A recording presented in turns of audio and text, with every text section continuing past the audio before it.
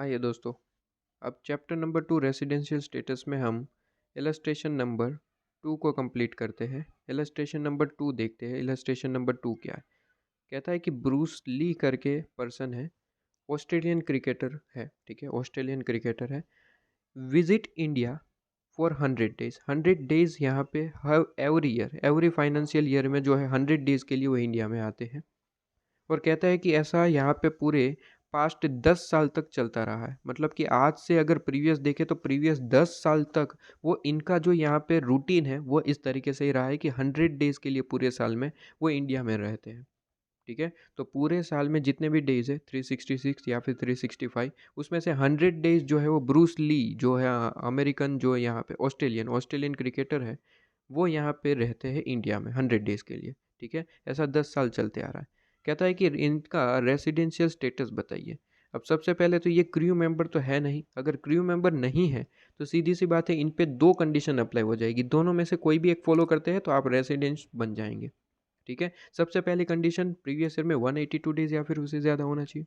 अगर वो नहीं फॉलो कर पाते तो दूसरी कंडीशन आप फॉलो कर देंगे तो भी आपका काम हो जाएगा, आप रेसिडेंट बन जाएंगे। दूसरी कंडीशन कुछ इस तरीके से कि प्रीवियस ईयर में 60 डेज और इनके प्रीवियस प्रीसीडिंग आपके जो 4 ईयर है उसका 365 डेज या फिर उससे ज़्यादा स्टे होना चाहिए, तो आप रेसिडेंट बन जाएंगे। और अगर रेसिडेंट है तो आपको आगे भी चेक करना पड़ेगा कि क्या वो ऑर्डिनरी है या फिर नॉट ऑर्डिनरी। ठीक है, सबसे पहले रेसिडेंट है या फिर नहीं वो देखते हैं। तो रेसिडेंशियल स्टेटस पूछा है, तो सबसे पहली कंडीशन 182 डेज प्रीवियस ईयर में होनी चाहिए। वो तो कैसे भी नहीं होगी, क्योंकि हर साल वो 100 डेज के लिए ही आते हैं सिर्फ और सिर्फ। तो प्रीवियस ईयर में भी 100 डेज ही आए होंगे, तो पहली कंडीशन तो ये फुलफिल नहीं कर पा रहे। ठीक है, लेकिन अगर सेकंड कंडीशन की बात करें तो सेकंड कंडीशन कुछ इस तरीके से है कि सेकंड कंडीशन यहाँ पे कहती है कि आपके पास प्रीवियस ईयर में, प्रीवियस ईयर कौन सा रहेगा इनका, कौन सा प्रीवियस ईयर कहता है, असेसमेंट ईयर 2024-23 है। तो प्रीवियस ईयर क्या होगा, 23-24। प्रीवियस ईयर में 60 डेज होना चाहिए स्टे। ठीक है, 60 डेज होना चाहिए। और प्रीसीडिंग प्रीवियस 4 ईयर का जो टोटल है वो 365 डेज या फिर उससे ज़्यादा होना चाहिए। ठीक है, और मोर, ये आपकी कंडीशन कहती है। अब यही कंडीशन हमें चेक करनी पड़ेगी, तो क्या प्रीवियस ईयर में 60 डेज की कंडीशन फुलफिल हो रही है? आंसर इज यस, क्योंकि हर साल ये क्या करते हैं, 100 डेज के लिए इंडिया में आते हैं। तो ऑब्वियसली 60 डेज की कंडीशन जो है वो कंप्लीट हो रही। इसी के साथ यहाँ पे कहता है कि इसी के साथ आपका प्रीवियस ईयर में 60 डेज और प्रीसीडिंग प्रीवियस 4 ईयर में कितना, 365 डेज या फिर उससे ज़्यादा होना चाहिए। तो प्रीसीडिंग प्रीवियस 4 ईयर मतलब कि आपका 2023-24 से प्रीवियस 4 ईयर। ठीक है, तो कहता है कि प्रीवियस 10 साल तक इनका रूटीन सेम रहा है। हर साल वो 100 डेज के लिए वो यहाँ पे आते हैं इंडिया में। ठीक है, तो प्रीसीडिंग प्रीवियस 4 ईयर का टोटल क्या है कहे तो सीधी सी बात है 4 साल है, हर 100 दिन के लिए यहाँ पे आते हैं इंडिया में। तो 4 × 100 मतलब कि 400 डेज होते हैं। तो ऑब्वियसली सेकेंड ये जो कंडीशन है वो पूरी की पूरी फुलफिल हो रही है। 60 डेज भी कंप्लीट हो रहे हैं और 400, मतलब कि सेकेंड कंडीशन फुलफिल हो रही है। मतलब कि ये क्या बन जाएंगे सर, रेसिडेंट तो बन गए। अब जब वो रेसिडेंट बन जाते हैं तो साथ ही साथ हमें ये भी चेक करना पड़ता है कि वो रेसिडेंट ऑर्डिनरी है या फिर not ordinary. Ordinary not ordinary के लिए यहाँ पे भी कंडीशन होती है, वो भी मैं आपको यहाँ पे दिखा दूँ कि अगर दो कंडीशन होती है मेनली, दोनों में से कोई एक फुलफिल हो जाए, दोनों दोनों फुलफिल करनी पड़ती है यहाँ पे। ठीक है, दोनों में से कोई एक कर देते हैं तो कोई दिक्कत वाली बात नहीं है। तो यहाँ पे कहते हैं कि प्रीसीडिंग, लेटस रिकैप्चुलेट में आप यहाँ पे देखेंगे, कहता है कि एडिशनल कंडीशन क्या है, आप यहाँ पे देखेंगे कि प्रीवियस 7 ईयर, जो प्रीसीडिंग प्रीवियस 7 ईयर का जो टोटल है स्टे का, ठीक है, वो 730 डेज या फिर उससे ज़्यादा हो रहा है। ठीक है, एंड आपके पास में जो प्रीसीडिंग प्रीवियस 10 ईयर है उसमें से कोई भी 2 साल अगर आप जो है क्या है, आप कोई भी 2 साल रेसिडेंट रहे हैं। ठीक है, कोई भी 2 साल रेसिडेंट रहे तो आप क्या बन जाएंगे, आप ऑर्डिनरी रेसिडेंट बन जाएंगे। तो प्रीसीडिंग प्रीवियस 7 ईयर का जो स्टे का टोटल है वो 730 डेज या फिर उससे ज़्यादा हो रहा है। एंड करके यहाँ पे प्रीसीडिंग प्रीवियस 10 ईयर में से कोई भी 2 साल आप रेसिडेंट रहे तो आप ऑटोमेटिकली क्या बन जाएंगे, रेसिडेंट एंड ऑर्डिनरी रेसिडेंट। अब यहाँ पे अगर इस क्वेश्चन में देखें तो इलस्ट्रेशन नंबर 2 में, तो ये कहता है कि आपके पास हर साल ये 100 दिनों के लिए इंडिया में आते हैं। ठीक है। तो यहाँ पे अगर हम कंडीशन देखें तो कंडीशन क्या है कि कंडीशन है कि प्रीसीडिंग प्रीवियस 7 ईयर, ठीक है, प्रीसीडिंग प्रीवियस 7 ईयर का जो स्टे का टोटल है वो 730 डेज या फिर उससे ज़्यादा कर दो, ठीक है, 730 डेज या फिर उससे ज़्यादा कर दो, तो वो क्या बन जाएगा, ऑर्डिनरी के लिए प्रूव हो जाएगा। एक और कंडीशन है कि प्रीवियस प्रीसीडिंग आपके पास में 10 ईयर्स में से कोई भी 2 साल आप जो है क्या बनने चाहिए, रेसिडेंट होने चाहिए, ठीक है। ये दो कंडीशन है। अगर हम यहाँ पे देखें तो यहाँ पे क्या कहता है कि मिस्टर जो ब्रूसली है, ठीक है, वो हर साल कितने दिनों के लिए आते हैं, 100 डेज के लिए। तो अगर प्रीसीडिंग प्रीवियस 7 ईयर का टोटल देखें तो 7 साल का टोटल मतलब कि 7 × 100, मतलब कि 700 डेज इनका टोटल होता है प्रीसीडिंग प्रीवियस 7 ईयर का टोटल। होना कितना चाहिए, 730 डेज या फिर उससे ज़्यादा, तो आप क्या बन जाएंगे, ऑर्डिनरी रेसिडेंट बन जाएंगे, ऑर्डिनरी, ठीक है। अगर ये फुलफिल नहीं करते तो हम क्या मान लेंगे, नॉट ऑर्डिनरी है। अब ये फुलफिल नहीं कर पा रहे, एडिशनल कंडीशन फुलफिल नहीं हो पा रही है मिस्टर ब्रूसली के द्वारा, सिर्फ और सिर्फ रेसिडेंट हो रहा है, लेकिन एडिशनल में जो ऑर्डिनरी रेसिडेंट की कंडीशन होती है वो फुलफिल नहीं हो पा रही है। तो इसका मतलब है कि रेसिडेंट तो है बट यहाँ पे कौन से, नॉट ऑर्डिनरी रेसिडेंट, RNOR, ठीक है, नॉट ऑर्डिनरी रेसिडेंट। इसके बाद कहता है कि would your answer be change if the above fact relate to Srinath, एक इंडियन सिटीजन है whose reside in Australia and कहता है रिप्रेजेंट ऑस्ट्रेलियन क्रिकेट टीम। यहाँ पे कहता है कि अगर आपका क्या आंसर चेंज होता, अगर आपका आंसर क्या चेंज होता, if your answer change, if कहता है कि श्रीनाथ होता है इनका नाम, ठीक है, नाम से तो कोई फ़र्क नहीं पड़ता, लेकिन जो इम्पोर्टेंट है कहता है कि इंडियन सिटीजन। अब इंडियन सिटीजन की जब बात होती है ना, तो सिर्फ और सिर्फ यहाँ पे जो रेसिडेंट की कंडीशन होती है उसमें एक ही अप्लाई होती है, वो है आपकी 182 डेज। 182 डेज की ही सिर्फ और सिर्फ कंडीशन फुलफिल करनी होती है। अगर आप ये फुलफिल करते हैं तो रेसिडेंट है, वरना नॉट रेसिडेंट, ठीक है। लेकिन एक और कंडीशन यहाँ पे जोड़ दी, ठीक है, एक एडिशनल यहाँ पे पॉइंट करके कि अगर आप इंडियन सिटीजन है, ठीक है, तो सिंपली आपके पास में क्या रहेगा सर, एक ही कंडीशन फुलफिल करनी है, लेकिन यहाँ पे इंडियन सिटीजन को रेसिडेंट बनाने के लिए गवर्नमेंट ने एक और कंडीशन ऐड कर दी। कहता है कि ये कब फुलफिल करते हैं तो कोई दिक्कत नहीं, आप रेसिडेंट बन जाएंगे, आप रेसिडेंट बन जाएंगे तब तो कोई दिक्कत नहीं है। लेकिन ये फुलफिल नहीं करते, आप रेसिडेंट नहीं बन रहे, ठीक है, तो एक और कंडीशन चेक करेंगे, अगर इससे रेसिडेंट बन गया तो भी आप इंडिया के लिए क्या बन जाएंगे, रेसिडेंट। ये कंडीशन कुछ इस तरीके से है कि आपको यहाँ पे क्या करना है कि प्रीवियस ईयर में 120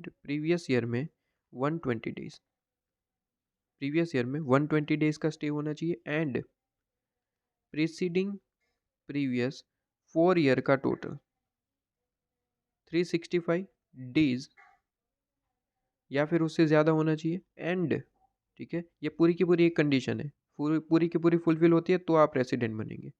एंड आपका जो इनकम है, ठीक है, इनकम जो है वो 15 लाख रुपीज़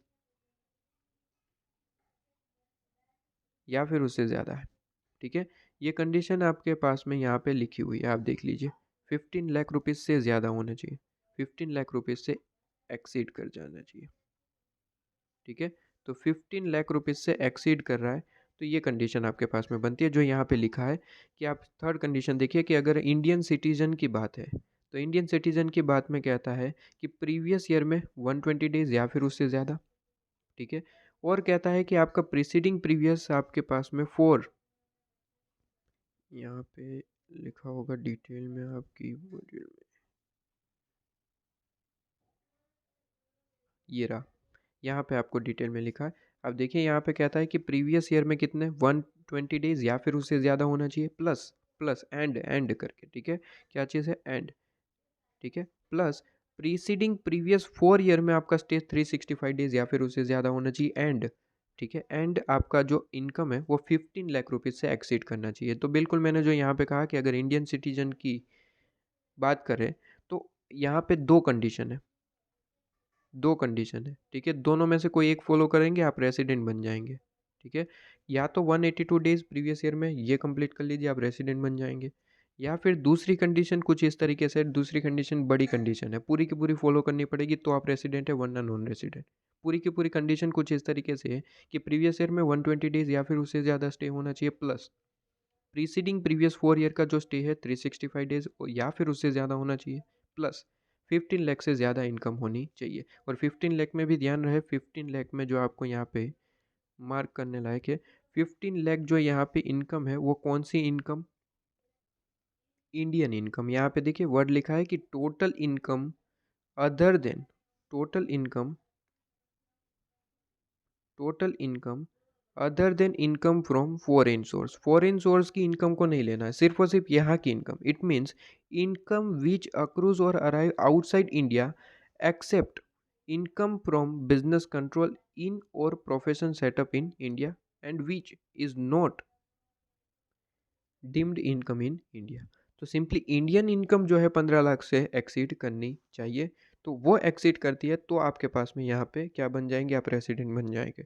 तो अगर इनकी बात करें ब्रूस ली की, तो ये तो कहा है कि ये इंडियन सिटीज़न है। इंडियन सिटीज़न है मतलब कि ये दो कंडीशन में से कोई एक फॉलो करनी पड़ेगी। अब यहाँ पे देखिए तो पहली कंडीशन तो कभी फुलफिल होगी ही नहीं, ठीक है, क्योंकि पहली कंडीशन कहता है 182 डेज होना चाहिए, लेकिन ये हर साल 100 डेज के लिए आता है, तो पहली कंडीशन तो फुलफिल नहीं हो पाई। सेकंड कंडीशन कहता है कि अगर इंडियन सिटीजन है तो कहता है सेकंड कंडीशन भी है आपके पास में कि प्रीवियस ईयर में 120 डेज होना चाहिए। तो क्या प्रीवियस ईयर में 120 डेज होगा? आंसर इज नहीं, क्योंकि 100 डेज के लिए आता है, ठीक है। इंडिया में सिर्फ 100 डेज के लिए आता है, तो दूसरी कंडीशन भी यहाँ पे फुलफिल आप नहीं कर पाएंगे। तो कहीं ना कहीं यहाँ पे दूसरे आंसर की अगर बात करें तो यहाँ पे आप बन जाएंगे नॉन रेसिडेंट, ठीक है। आंसर यहाँ पे आप देखेंगे तो बी आपका पॉइंट, ठीक है। बी पॉइंट का आंसर यहाँ पे देखिए तो यहाँ पे आपका आंसर बन जाएगा, ये रहा आपका आंसर। कहता है कि ये जो मिस्टर ब्रूसली है वो क्या माने जाएंगे? Treated as non resident, resident नहीं माने जाएंगे क्योंकि कंडीशन आप फुलफिल नहीं कर पा रहे हैं। वहीं पे अगर यहाँ पे पॉइंट सी की बात करें तो कहता है कि वही श्रीनाथ, ठीक है, वही श्रीनाथ की बात करें तो कहता है कि अगर 100 डेज के बजाय 120 डेज होता एवरी ईयर के हिसाब से 120 डेज होता तो क्या होता? 120 डेज इंस्टेंट ऑफ 100, मतलब कि हर साल वो 120 डेज के लिए आता इंडिया में, ठीक है, 10 साल तक। तो यहाँ पे सिंपली ये कहना चाहता है कि क्वेश्चन में जो 100 लिखा है उसकी जगह 120 डेज होता तो आपका क्या आंसर चेंज होता? तो हमें वापस से वो कंडीशन में जाना पड़ा। पहली कंडीशन तो फुलफिल होगी नहीं क्योंकि प्रीवियस ईयर में 182 डेज या फिर उससे ज़्यादा होना चाहिए, लेकिन यहाँ पे कितनी कंडीशन फुलफिल हो रही है? 120 डेज वाली, ठीक है। 120 डेज वाली ही कंडीशन यहाँ पे आप फुलफिल कर पा रहे हैं। तो यहाँ पे 120 डेज की कंडीशन फुलफिल हो रही है, इसका मतलब आप वो पहली कंडीशन फुलफिल नहीं कर रहे हैं। सेकंड कंडीशन की बात करें तो सेकंड कंडीशन बड़ी कंडीशन है, कहता है प्रीवियस ईयर में 122 डेज या फिर उससे ज़्यादा होना चाहिए। क्या है? Answer is yes. इस बार यहाँ पे 120 डेज है। अगर 120 डेज है इसका मतलब यहाँ पे पहले ये कंडीशन फुलफिल हुई, ठीक है, ये पहली कंडीशन फुलफिल हुई, लेकिन इसी के साथ आपको ये तीनों एक साथ कंडीशन फुलफिल करनी पड़ेगी तो आप रेसिडेंट बनेंगे। तो आगे कहता है कि प्रीवियस प्रीसीडिंग 4 ईयर का टोटल 365 डेज या फिर उससे ज़्यादा होना चाहिए। अब अगर श्रीनाथ हर साल 120 डेज के लिए आता है तो प्रीसीडिंग प्रीवियस 4 ईयर का टोटल अगर हम देखें तो 4 इंटू 120 डेज, ठीक है, तो 4 इंटू 120 डेज, तो ये आपका आंसर आएगा 480 डेज। तो सेकंड कंडीशन भी फुलफिल हो गई, 365 डेज या फिर उससे ज़्यादा तो वो हो रहे हैं, ठीक है, तो सेकंड कंडीशन भी फुलफिल। थर्ड कंडीशन कहता है कि 15 लाख रुपए से एक्सीड करनी चाहिए आपकी इनकम। अब इनकम के बारे में कुछ भी नहीं कहा। अब जब ये नहीं कहता तो हम नोट लिख के आते हैं, दोनों चीज़ से आंसर लिखेंगे, ठीक है। यहाँ पे नोट लिखेंगे सबसे पहले कि अगर 15 लाख से एक्सीड नहीं करता है तो आप यहाँ पे क्या करेंगे सर? आप यहाँ पे नॉन रेसिडेंट बने रहेंगे। लेकिन अगर ये 15 लाख से एक्सीड करते हैं, हालांकि दो कंडीशन तो फुलफिल कर चुके, अगर इनकी इन्फॉर्मेशन यहाँ पे नहीं है इसलिए हम यहाँ पे दोनों आंसर दे के आएंगे। एक 15 लाख से एक्सीड नहीं करता और एक 15 लाख से एक्सीड करता। तो अगर 15 लाख से एक्सीड नहीं करता तो ये कंडीशन फुलफिल नहीं मानी जाती और आप नॉन रेसिडेंट बन जाएंगे। लेकिन ये भी अगर 15 लाख से एक्सीड कर जाता आपकी इनकम तो क्या बन जाएंगे? आप रेसिडेंट बन जाएंगे। तो दोनों तरीके से आंसर आपको दे के आना है। तो यहाँ पे अगर देखें तो कहता है कि यहाँ पे इन द केस श्रीनाथ जो टोटल इनकम है वो 15 लाख से एक्सीड करती है, ठीक है, तो उन्हें ट्रीट किया जाएगा क्या sir? Resident but not ordinary. Not ordinary आपको जब रेसिडेंट बन जाता है, मैंने जैसे कि कहा आपको प्रीवियस पॉइंट में कि अगर आप रेसिडेंट बन जाते हैं तो आपको फिर एडिशनल कंडीशन भी फुलफिल करनी होती है, एडिशनल कंडीशन भी देखनी होती है। एडिशनल कंडीशन क्या है? वही हमने बताया था एडिशनल कंडीशन, इलस्ट्रेशन नंबर यहाँ पे वहीं पे बताया था। एडिशनल कंडीशन क्या है सर कि प्रीसीडिंग प्रीवियस 7 ईयर का जो स्टे का टोटल है 730 डेज या फिर उससे ज़्यादा होना चाहिए। अगर यहाँ पे देखें तो 120 डेज हर साल के लिए आते हैं। तो 7 ईयर का टोटल करें तो 120 डेज इंटू 7 मतलब कि 840 डेज एंड कहता है कि 10 साल में से आप 2 साल क्या होने चाहिए, रेसिडेंट होने चाहिए। ये कंडीशन आप फुलफिल नहीं कर पाएंगे क्योंकि 2 साल आप रेसिडेंट कैसे बनेंगे, क्योंकि हर साल आप 120 डेज के लिए आते हैं। तो यहाँ पे एक दिक्कत हो जाएगी कि किसी भी 2 साल आप रेसिडेंट होने चाहिए, तो 2 साल रेसिडेंट में दिक्कत आ जाएगी। ठीक है, तो यहाँ पे क्या लिखा है इन लोगों ने, यहाँ पे लिखा है कि इनका स्टे जो है वो कंडीशन तो आपकी फुलफिल हो रही है, लेकिन अगर 15 लाख से एक्सीड कर जाता है, ठीक है, तब तो उसे रेसिडेंट मानना है। लेकिन मैं यहाँ पे बता दूँ कि आप जो है यहाँ पे क्या करेंगे, सिंपली आपको यहाँ पे एक कंडीशन है कि आप अगर तीनों कंडीशन आप फुलफिल कर देते हैं, मतलब कि आपके प्रीवियस ईयर का जो स्टे है 120 डेज या फिर उससे ज़्यादा है, इवन आपके पास एंड प्रीवियस प्रीसीडिंग 4 ईयर का 365 डेज से या ज़्यादा है और 15 लाख से ज़्यादा इनकम है, अगर आपका ये चीज़ फुलफिल हो जाता है यस, तो आप ऑलवेज़ ध्यान रखिए कि आपको यहाँ पे ज़्यादा एडिशनल कंडीशन देखनी नहीं पड़ेगी। ठीक है, क्योंकि जब ये कंडीशन पे आते हैं तो ऑलवेज़ आप ध्यान में रखिए कि वो एडिशनल कंडीशन ऑलवेज़ फुलफ़िल नहीं होगी। यहाँ पे ऑलवेज़ ध्यान रखिए कि अगर आप ये 3 कंडीशन फुलफ़िल करते हैं, तो आप क्या बन जाएंगे, resident and not ordinary resident बनेंगे ऑलवेज़। ठीक है, और ये अगर कंडीशन फुलफ़िल नहीं होती है तो आप नॉन रेसिडेंट बन जाएंगे। ठीक है, ये ऑलवेज़ आपके पास में रहता है नॉन रेसिडेंट। ठीक है, तो यहाँ पे एडिशनल कंडीशन वगैरह आपको ज़्यादा कुछ दिमाग नहीं लगाना पड़ता, सिंपली आप याद रखिए कि ये कंडीशन अगर आपकी बात करें, ठीक है, ये सेकंड वाली कंडीशन अगर आप यहाँ पे बात करते हैं, ठीक है, तो यहाँ पे अगर ये तीनों चीज़ फुलफिल कर पाते हैं, तो अगर यस, तो आप क्या बन जाएंगे, ऑलवेज आप resident and not ordinary resident ही बनेंगे। ठीक है, जैसे कि यहाँ पे कहा कि एज्यूम करते हैं कि अगर 15 लाख से आपकी ज़्यादा इनकम है तो तीनों कंडीशन फुलफिल हो जाएगी, और अगर तीनों कंडीशन फुलफिल होती है तो हम क्या मानेंगे, resident but not ordinary resident. ठीक है, लेकिन अगर 15 लाख से ज़्यादा इनकम नहीं है, दोनों चीज़ लेके आएंगे, जैसे कि यहाँ पे भी लिखा होगा कि अगर इनकी जो इनकम है 15 लाख से एक्सीड नहीं करती है, तो हम क्या मान लेंगे, हम नॉन रेसिडेंट मान लेंगे। ठीक है, क्योंकि क्वेश्चन में यहाँ पे बताया नहीं है कि 15 लाख की इनकम से एक्सीड कर रहा है या फिर नहीं, तो हम दोनों तरीके से आंसर यहाँ पे दे के आना पड़ेगा, क्योंकि दोनों के नंबर होते हैं।